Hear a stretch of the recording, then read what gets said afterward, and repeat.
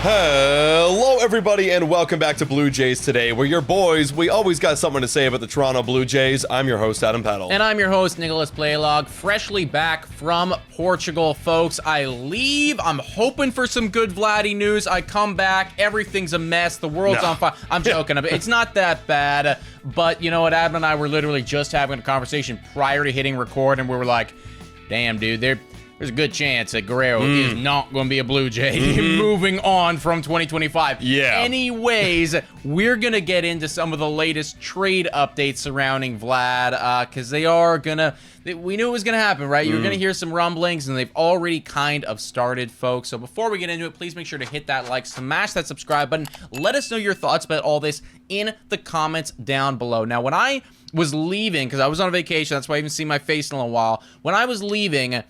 It was right around the time where, boom, no extension happened. Like, you know, we knew it was not going to happen. You know, if Guerrero comes back to Toronto, it's going to be in free agency.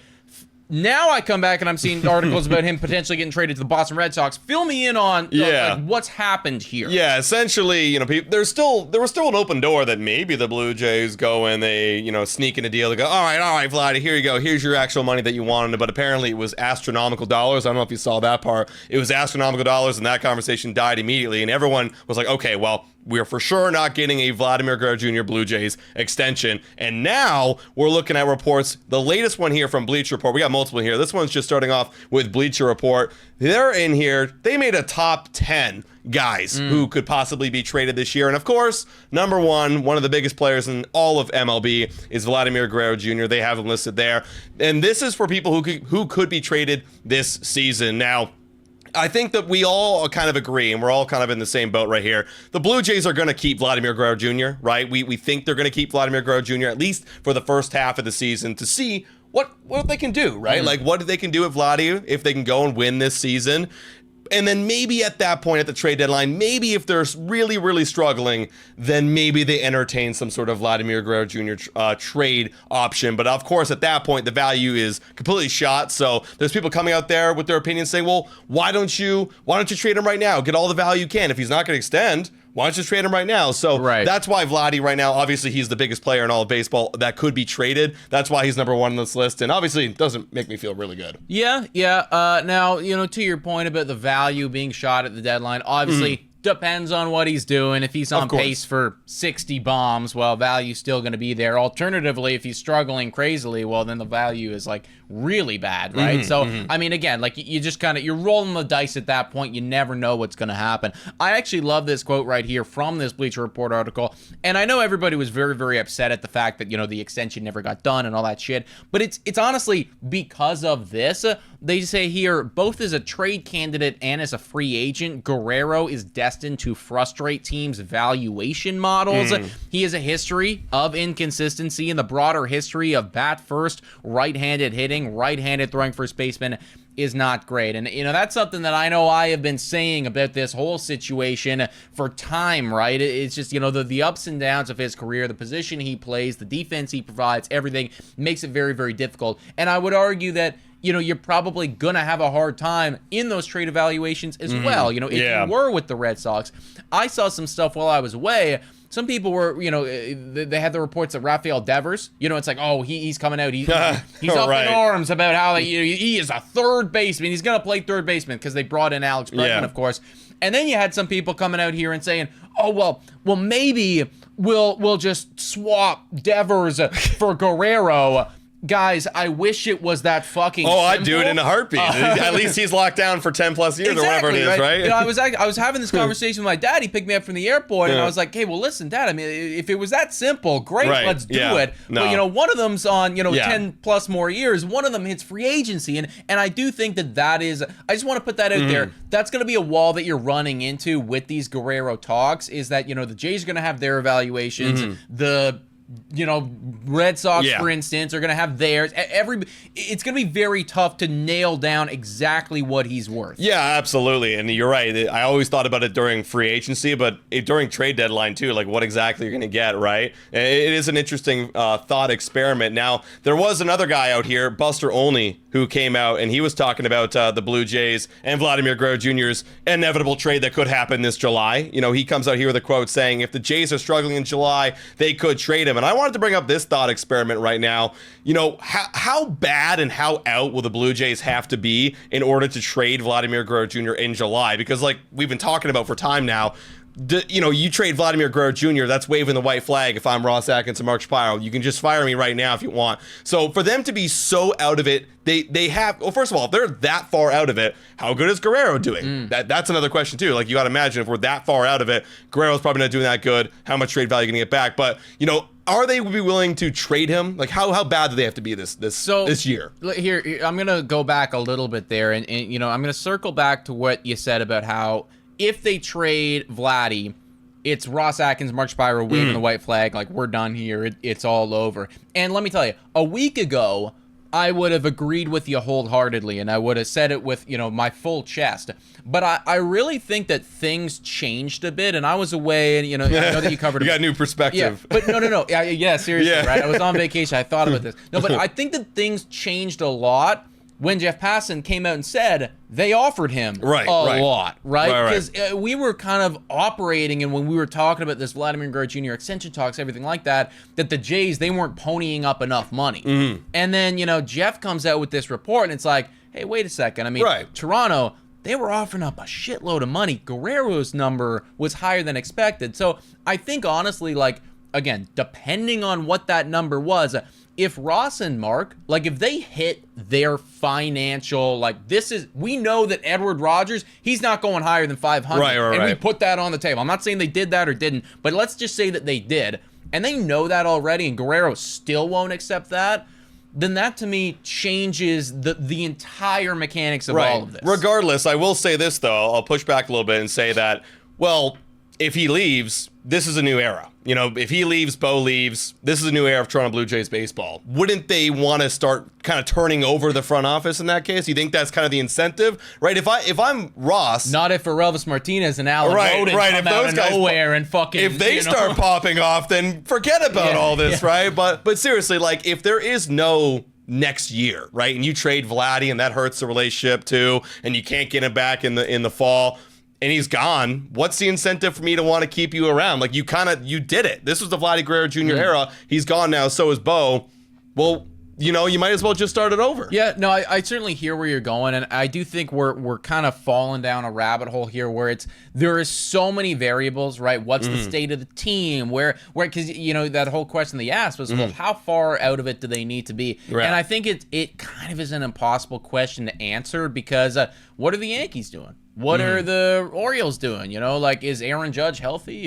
What's happening? Yeah, right? Like, how many games back are we? Yes. That's kind of a more, exactly, how many games back right? are And we? just like, what's the state of, you know, the American League right now, and what's our injuries like, right? You know, maybe we are like only a couple games back, but oh shit, there goes Gosman and there goes Bassett, and well, times are looking bleak. You know what I mean? It's like all of these things matter in all of this. I guess I'll put it this way, though.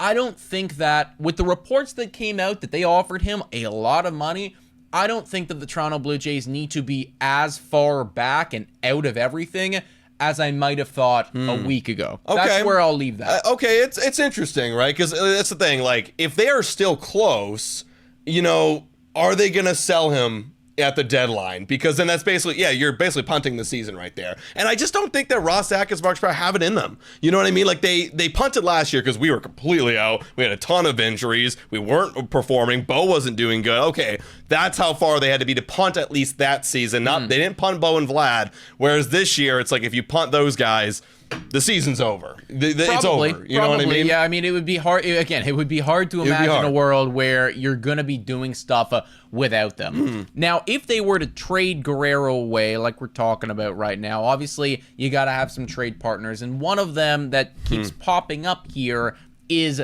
the Boston Red Sox.